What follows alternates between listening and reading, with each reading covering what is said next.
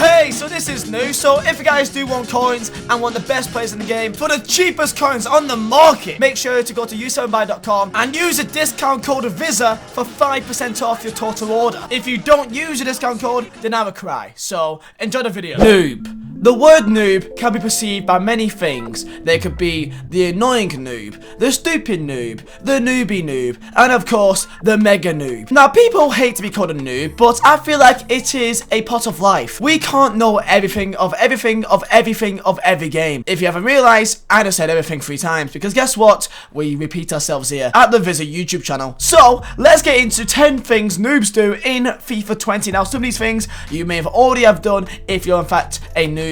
Now, if you've done 1 or 2, or maybe you never know, you've done every single one of these, then please let me know down below in comments on what you've done the most. Because, I mean, I've done this a few times already this year, because guess what? I am terrible at this FIFA. By that, I mean, I'm like 17 wins and 14 losses. I'm not doing good. This is supposed to be my job. I'm terrible. Anyway, let's get into the 10 things noobs do in FIFA 20. If you do enjoy, smash a like button. Subscribe if you are new. We're like 100 subs from 190,000, and then after that, it'd be the last push to 200,000 subscribers, which would be amazing. So if you could do that, that'd be great. So with that said, smash the like button, subscribe, and let's get into this video. Let's go. Number 1, kicking off with this countdown, is going to be the guy that lists everything up on the market instantly without checking literally anything. Let's say you open a pack, you get like, let's say an SBC pack or a free pack. You get, let's say someone that's relatively, you know, like 5-6k kind of player. Let's say Berkey, you know, they get Berkey, 85 is a Berkey, you know, it's a goalkeeper, you're not excited, are you?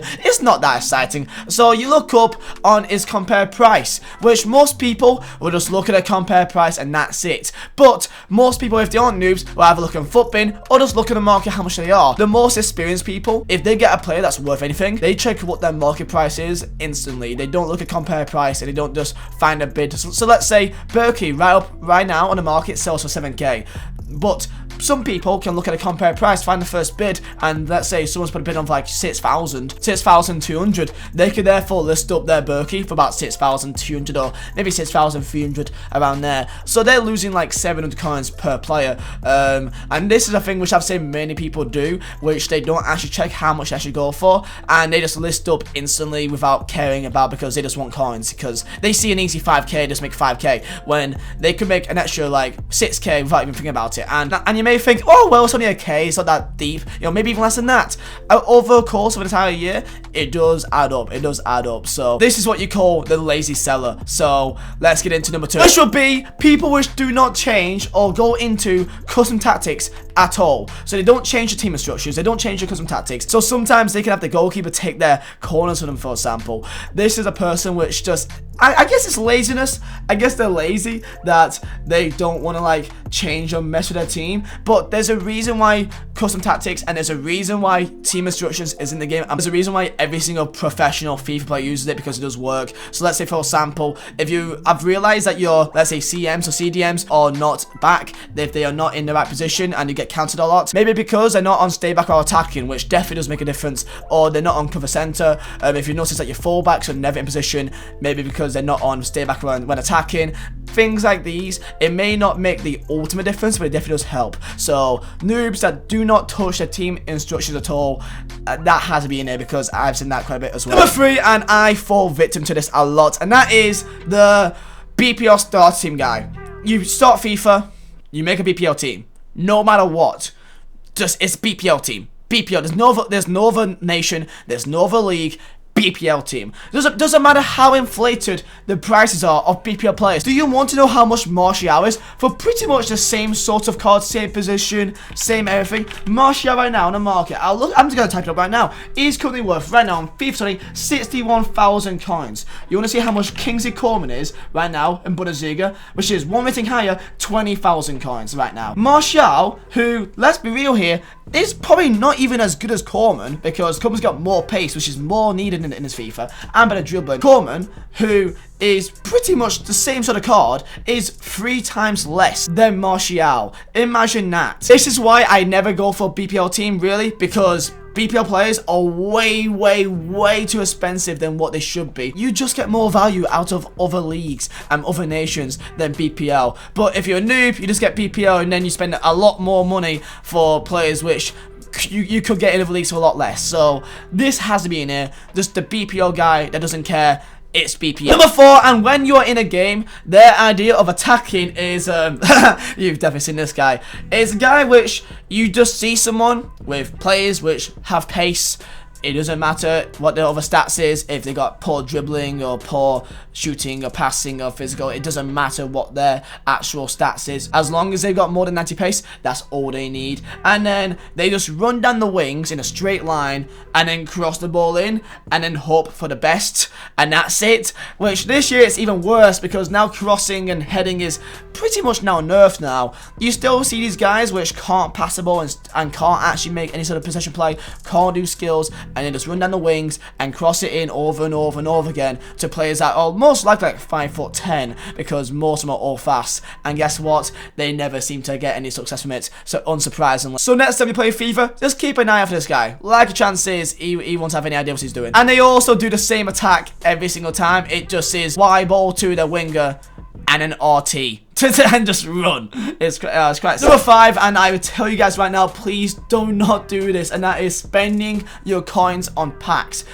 Do not do this. Please don't do this. I don't think I've spent coins on packs like in a unironic way since like FIFA 15 or FIFA 16. Like, I spend coins on packs at the end of the year when if I have like 10 million coins because I don't care anymore. But like when you're serious about the game and you're not trying to save coins, do not spend your coins on packs. There's so many ways to get packs. There's so many ways to make coins through squad battles, SBCs, division rivals, foot champs, foot drafts. There's so many ways to make coins. Do not waste it by opening packs, which by the way is never worth it. It's never worth it half the time. Like, you may get lucky once in every like 100 packs, and you may get someone that could give you money back, but odds are you're going to get Sirigu, or I mean even Sirigu's lucky. You may get a board which is Miranda and he's worth like 2k if you're lucky. I see some noobs who have like, you know, like 80k, like, oh yeah, I can spend like 30k on packs.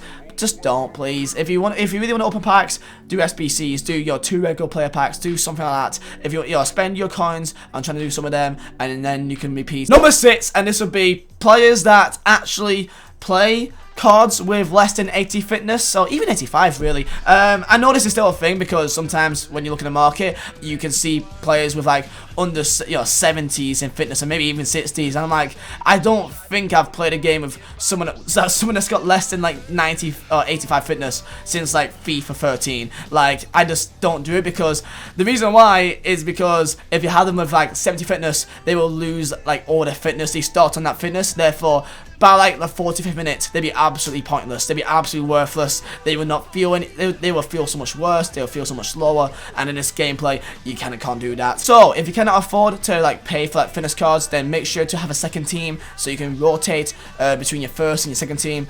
This is the best way to keep on top of things. If this is the best way to go around things, do not use players with like less than like 85, 90 fitness, because it just doesn't feel as fun. And yeah. Number 7, and this one may be complicated, right? So imagine that you are attacking against someone and you see your opponent just spam A, or spam X if you're on PS4. They just pass the ball out, they just spam pass, and they don't even think about it. If you're trying to attack and they're trying to defend, they have the ball inside their own box and they just try to pass it out, which this is never really a good thing. You may get lucky and it may go to your players every now and then, but odds are you'll find the ball falling back into your opponent's feet. Always make sure that if you do have the ball inside the box, try and just find an easier pass. Maybe just clear the ball out, you'll press X on Xbox and then just clear the ball if you really have to. Because of real life football, people try to pass from the back, and half the time this is never really worth it. So I'll always say to you guys to always be careful when defending. It may seem easier to just pass the ball out with the A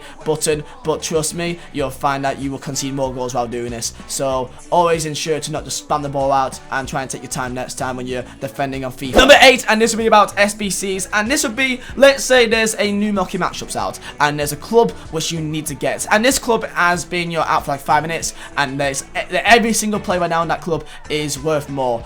I always say take your time and maybe you just give it a few hours. You're not in a rush. Let's say it's a SBC that needs Liverpool players and that's gold. So every single Liverpool player, so Lovrens and Milners and people like that will go to like 5k instantly, maybe even higher than that. But then everyone will start listing up all the Liverpool players and then the price will start going down from like 5k to like maybe 2.5k, 3k after like an hour or two. Always make sure to be patient when it comes to SBCs. Always do this. If you really are in a rush, then try and bid players or snipe them. Never buy now because that's what they want you to do. Try and snipe players for like, let's say if they're for 5k, try and snipe them for like less than 2k or 3k around there. You may have a lot of money, like 100k, 200k, and you may not care about 3 or 5k, but trust me, if you do this every single time, you will end up losing out money eventually in the long run. So keep that in mind. Number 9, and we are near the end now, and this is one more thing that I see noobs do, and that is they go for like informs just because they look cool, even though their stats doesn't really see it anyway. So let's say you have a inform Aurier. So you got an inform Aurier, which right now in the market is worth about 20k, 25k around there, which like he's got some okay stats, right? He's got okay pace. 80 pace is not bad for a fullback. 80 defending, but like he's not that great at all, really. Like he's not that great because defending is not that good, and he's worth 27k when you could get another right back from BPL for a lot cheaper. I always see people which just go for informs because they look cool, when stats wise they may not be as good as what you're paying for if you just get a normal gold. So always keep in mind, if you're going to get an inform, if there's any other good alternatives on the market that you could also get, because informs do have a tendency to drop down in price very quickly for no reason. And number 10, and I'm gonna end off with this: stat cards. If you are a respectable person in any walk of life, please use just don't use stat cards. Why? And guys, that is the 10 things noobs do in FIFA 20. Did I miss anything out? Let me know. If you fall victim to any of these newbie things to do, then let me know down below in the comments. So smash the like button, subscribe if you're new, if you be of option, and thank you guys for watching. My name is Vizeh. I'll see you next time.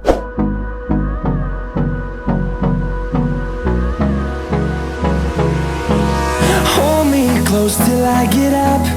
Time is barely